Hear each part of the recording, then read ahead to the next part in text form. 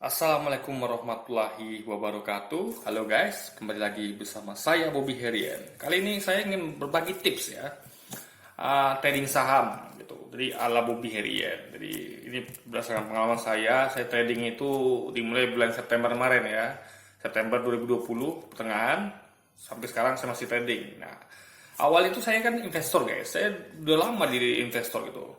Sejak tahun 2005 masalah saya 2005 saya udah jadi investor gitu, 2005 dan 2004 gitu.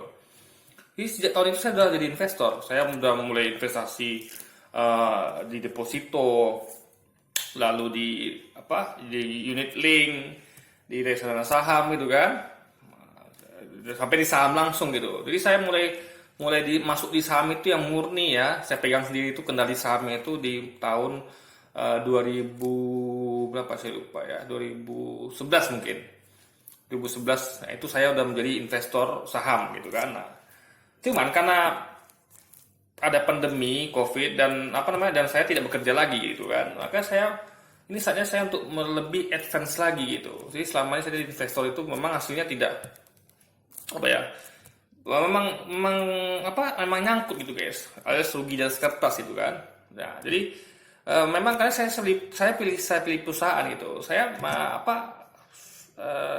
Perusahaan saya pilih itu adalah perusahaan yang tidak konsisten. Jadi 2 tahun untung, setahun rugi, atau 2 tahun rugi, setahun untung gitu. Jadi itu perusahaan yang intinya saya tuh salah dalam mengkalkulasi gitu.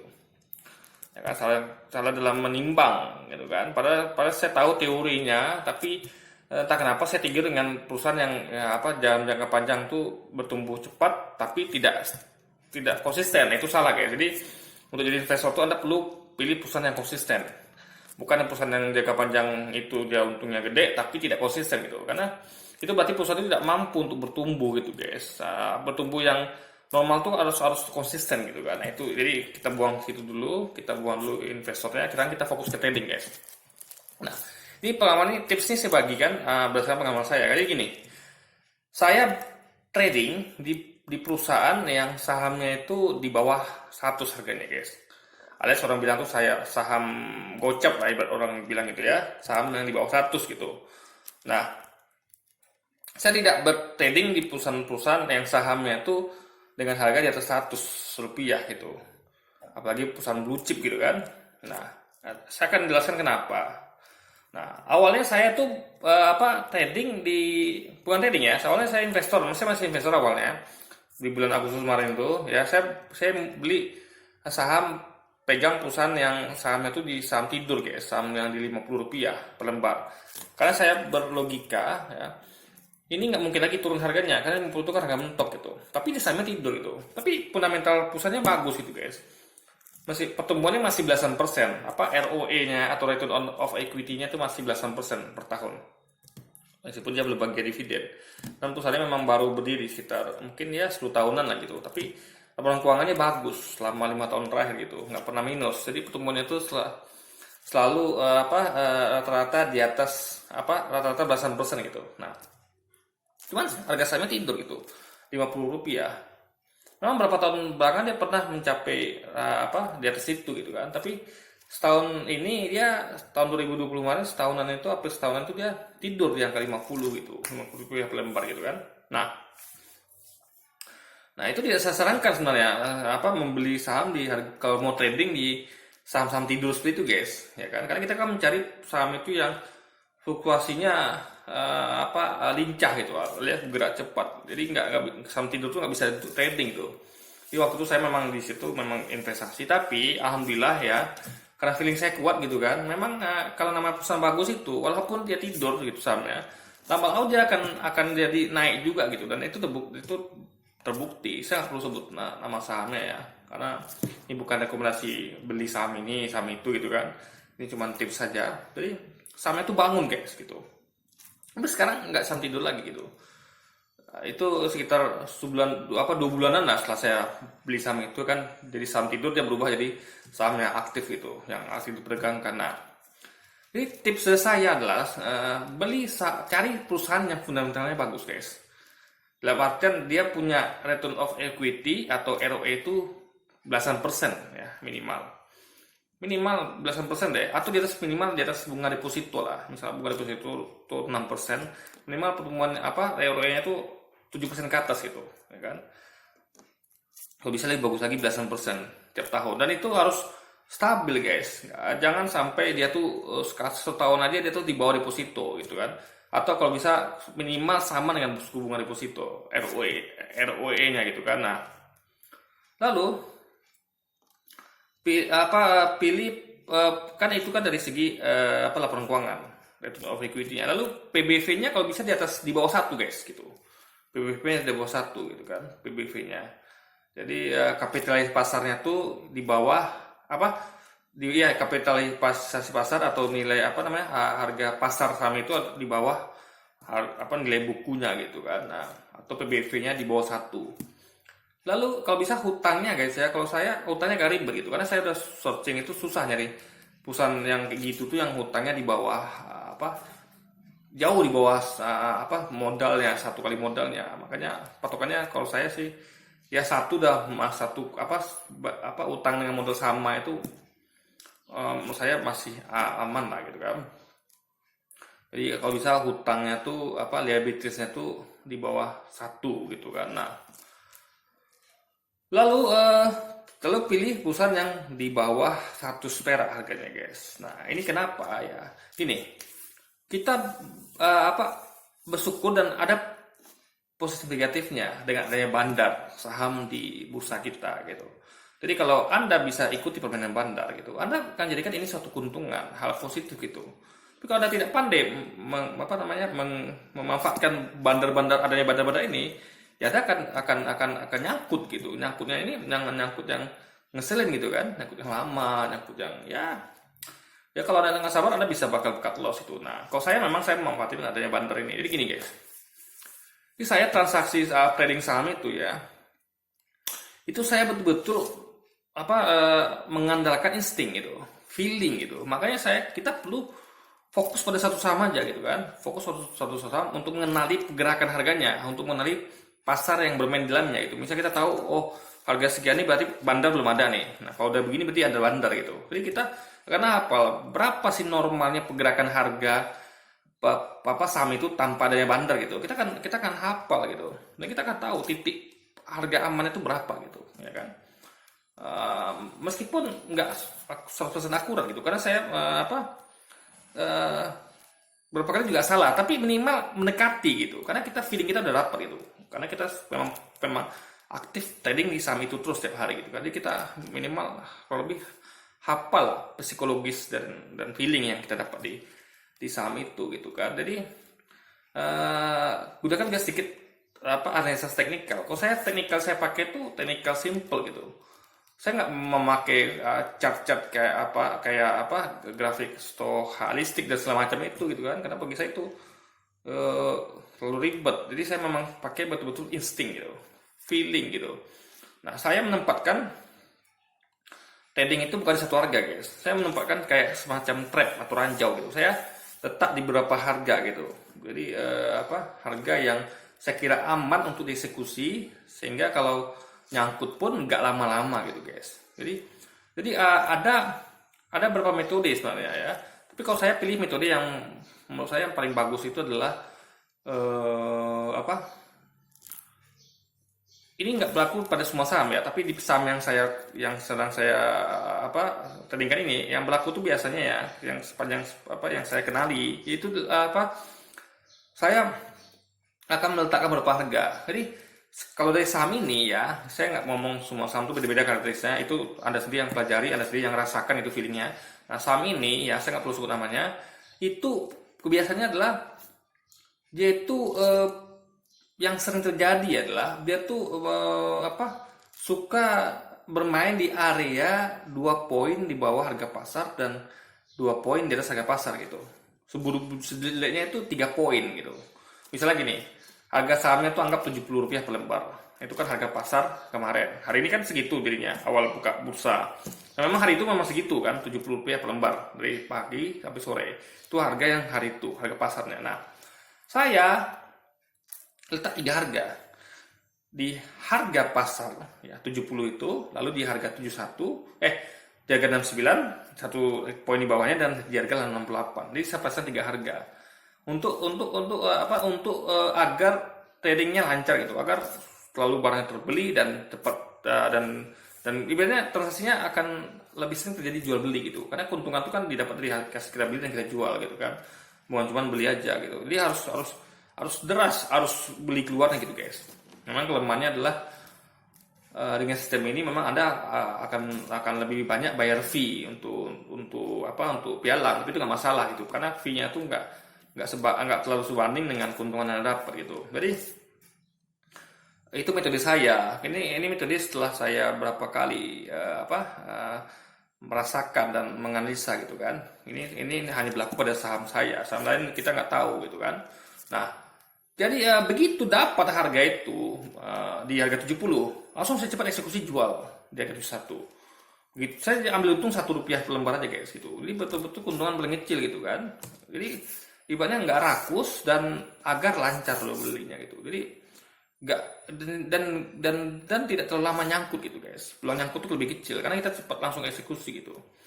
Jadi kita antri itu sudah langsung sebelum pasar buka, kita antrikan harga beli itu gitu.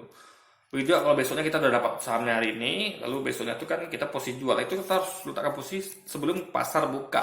Karena kita kan udah ada posisi gitu, kita nggak melihat pasar dulu. Ada orang yang trading itu misalnya dia pasar buka lalu dia pantau, kita nggak, kita udah tahu posisi karena kita udah hafal gitu gerakan harga itu kan, kita udah tahu kebiasaan pasar di saham itu. Jadi kita langsung letak posisi itu sebelum pasar buka guys, di rank-rank harga yang sudah kita tentukan. Itu trading plan saya gitu kan. Nah, saya juga pernah dulu metode ikut bandar guys. Jadi ketika pasar buka itu, bandar tuh kan mengerek naik harga. Saya ikut bandar guys. Pernah saya mendapat untung waktu itu sekitar berapa hari atau minggu tuh, saya dapat untung tuh belasan juta gitu kan. Tapi saya nyangkut lama guys, waktu 3 minggu gitu. Jadi sebenarnya itu suatu pilihan. Jadi apakah Anda mau ikut bandar gitu kan dan dapat peluang untung gede, tapi kalau kita kan nggak tahu nih kapan bandar keluar gitu kan. Kita nggak pernah tahu kapan bandar keluar. Tiba-tiba keluar bandar ya kita nyangkut gitu. Nah, dan untuk memulihkan nyangkut itu kan nggak tahu lah sampai kita kan butuh bandar masuk lagi gitu kan, karena ketika bandar keluar ya kita nyangkut gitu, karena yang tersisa adalah para pelaku pasar biasa yang mereka tentu tidak berani melakukan aksi seperti bandar yang punya dana berlebih gitu kan. Nah, jadi kita nyangkutnya itu bakal lama. Jadi saya ada tinggalkan metode itu karena menurut saya itu memang keuntungan dalam waktu singkat itu memang gede, tapi nyangkutnya lama dan saya merasa kurang safety gitu guys. Maka saya pakai cara yang lebih aman tadi, yaitu dengan paling gede itu saya berani beli di harga pasar hari itu, dan jualnya tentu hanya beda satu poin aja, Rp1 per lembar. Untungnya paling kecil, tapi kan dana yang kita kelola lumayan, masa itu puluhan atau ratusan juta. Jadi keuntungan itu akan lumayan guys gitu. Makanya perlu modal besar juga gitu kan. Karena kalau modal ada kecil, untung kecil. Jadi kayak gini ibaratnya, kalau kayak saham saya ini misalnya, kasarnya aja ya, itu kalau Anda punya modal sekitar 90 jutaan ke atas gitu kan, anggaplah 90 juta aja lah gitu, 90 juta sampai 100 juta gitu. Itu kalau Anda terbeli semua hari itu dan terjual semua hari itu Anda dapat untung satu hari itu ya, bukan satu hari ya, 2 kali transaksi ya. Misalnya nih saya mau beli saham ini ya kan, di harga, kan kita cari untung Rp1 aja per lembar, bisa di harga Rp70 per lembar, dapat semua nih, habis semua uang 90 juta itu, 96 juta lah ya, 95 juta ke atas gitu kan, sampai 100 juta habis semuanya tuh guys, terbeli sahamnya. Lalu saya cepat jual lagi di selisih harga Rp1 per lembar, yaitu di harga 71. Nah, ketika dapat semuanya terjual lagi, itu kurang lebih untungnya ada 1 jutaan guys, 1 juta gitu. Nah, tentu itu kan lipatan lagi. Misalnya kalau modalnya 10 juta, berarti untungnya 100.000 gitu. Jadi makanya dibutuhkan modal yang agak besar gitu, sehingga untungnya juga terasa gitu guys. Nah, jadi dan misalnya gini, dan ada kondisi tertentu misalnya ketika pasar itu di hari sebelumnya tuh kan bandar kan masuk gitu kan. Nah, bandar masuk dan kita rupanya bandarnya nggak keluar hari itu guys. Jadi bandar itu dari hari itu dia sampai jam 3 itu dia masih ada bandar itu gitu kan. Jadi harga itu melambung tinggi dari itu tanda berarti bandar belum keluar hari itu kan. Kalau keluar dia kan, kalau dia keluar kan harga dari naik drastis kan turun drastis gitu. Tapi kalau harganya bertahan di atas itu kemungkinan besar bandar masih di situ. Ada kemungkinan besok bandarnya masih bermain atau bermain sebentar pagi itu habis dia keluar, atau memang di hari itu udah keluar tapi tidak terdeteksi guys. Jadi keluarnya di detik terakhir gitu, ya kan? Nah, makanya kalau saya udah kayak gitu, misalnya saya lihat harga hari ini terakhir itu penurunan tuh naik signifikan, besoknya saya nggak pakai metode itu lagi guys, metode yang tadi ya, beli di harga pasar, lalu satu tingkat di bawahnya, dua tingkat di bawahnya, saya ambil di bawah harga pasar guys. Bisa harga 70 saya ambil di 99. Jadi saya bikin langsung 3 rank ke bawah. 3 rank ke bawahnya, kalau kemarin kan, kalau yang tadi kan ranknya itu di harga pasar, satu level di bawah pasar dan 2 level di bawah pasar. Tapi sekarang tidak, saya turunkan lagi, degradasi lagi, menjadi satu level di bawah pasar, harga pasar, 2 level di bawah harga pasar dan 3 level di bawah harga pasar guys. Jadi sedikit turun karena memang harga lagi melonjak hari itu. Nah, dan lagi yang penting adalah kuncinya trading adalah, kalau saya adalah kita pagi dan menentukan posisi guys. Jadi kita tuh udah duluan, jadi kita tuh pasang kaki duluan. Kenapa gunanya? Karena memang kalau dagang ini kan butuh kecepatan gitu. Karena orang kan antri nih guys. Jadi kalau kita nggak duluan gitu kan, antrian orang ada di depan kita. Sehingga ketika jadi jual beli bukan punya kita yang terjual atau terbeli guys, punya orang dulu gitu. Makanya kita harus ambil posisi sebelum pasar buka. Itu paling penting, yaitu ambil posisi sebelum pasar buka, sehingga kalau jadi transaksi punya kita yang diprioritaskan oleh bursa gitu kan. Lalu begitu dapat kita beli harga sahamnya, langsung kita cepat eksekusi jual guys, sehingga punya kita juga ada peluang di depan gitu. Jadi intinya adalah kecepatan. Dalam trading itu adalah semua tentang kecepatan. Makanya hitungan harus bagus. Itu ada, saya siapkan kalkulator. Karena kita kan begitu terjual itu kan ada dana cash. Nah itu kan kita harus eksekusi lagi berapa kita beli di harga berapa. Itu kan butuh hitung-hitungan guys. Makanya butuh kalkulator. Saya gunakan kalkulator dari HP aja gitu. Saya buka aplikasi kalkulator di HP gitu. Yang aplikasi tradingnya saya minimaliskan. Saya buka hitung di kalkulator. Tetap dituliskan di pena sama kertas guys. Di kertas pakai pena gitu kan. Karena memang ada berapa hitungan di situ gitu kan. Nah, kalau saya pun nyangkut ya, itulah enaknya kalau saham dengan harga di bawah 100 rupiah atau saham bocap orang bilang, karena banyak bandar main di situ guys. Jadi Anda di situ kekhawatiran akan nyangkut tuh lebih kecil gitu. Karena saham ada bandar yang suka goreng gitu guys. Jadi tadi Anda nggak perlu khawatir. Jadi waktu itu saya pernah nyangkut di harga yang lumayan waktu itu, ya kan. Jadi dengan ada bandar ya, jadi kalau ikut pasar biasa itu nggak akan tembus guys. Punya saya akan nyangkut ya guys gitu kan. Jadi yang buat nyangkut saya itu adalah bandar, melepaskan saya dari nyangkut juga bandar gitu. Jadi bandar tuh memang buat anda nyangkut gitu, tapi dia juga yang melepaskan anda dari nyangkut. Jadi makanya sedikit lebih aman lah. Kalau ada orang bilang kan nggak usah trading di saham gorengan. Kalau saya justru nyari itu guys, karena saham gorengan tuh kalau kita pandai menyikapinya ya, saham-saham gorengan ini ya, Anda bisa ikut bandar dengan keuntungan Anda yang melejit dalam waktu sekejap gitu kan, tapi pulangan Anda nyangkut lama dan Anda butuh bebaskan bandar lagi. Atau ada pilih cara kedua, nggak usah ikut bandar gitu kan, main di harga pasar aja. Nah, jadi Anda pulang nyangkutnya tuh nggak terlalu lama gitu guys, karena Anda cukup dibebaskan oleh oleh trader biasa, bukan oleh bandar gitu. Itu semua tergantung pilihan Anda. Tapi intinya adalah adanya bandar ini di pasar saham itu harus kita sikapi, harus kita manfaatkan, bukan malah menjadikan kita down gitu guys. Makanya ini beda kalau kita pegang saham yang di dalamnya itu nggak ada. Makanya kita butuh bandar guys, bukan butuh bandar ya. Kalau ada bandar itu kita sikapi. Makanya saya malas jadi investor. Kenapa? Karena ada bandar ini gitu. Bandar ini suka goreng harga. Makanya bagi saya nggak terlalu menyesuaikan lagi jadi investor gitu. Tapi kalau anda punya waktu trading ya, karena trading perlu dipantau gitu kan, ya jadi investor aja gitu, jadi jangka panjang. Memang harus pilih perusahaan yang mempunyai mental bagus gitu kan, untuk jadi investor jangka panjang. Tapi kalau saya lebih masuk akal, bagi saya make sense sekarang adalah trading gitu guys. Oke, jadi ya itulah tips saya gitu kan, dalam trading saham. Mudah-mudahan ini berguna gitu kan. Saya di sini tidak merekomendasikan sama apapun, tapi saya jelas bertransaksi di saham yang gocap, bukan saham tidur guys ya, saham gocap tapi bukan tidur, dan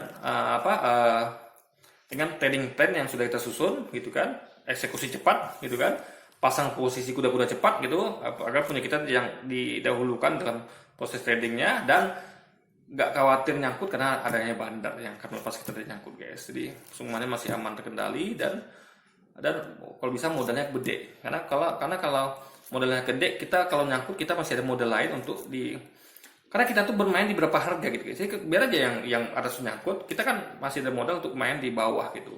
Sehingga nanti kalau bandar datang lepas nyangkutnya, Anda bisa punya lebih banyak dana lagi, dana untuk di trading kan gitu guys. Oke.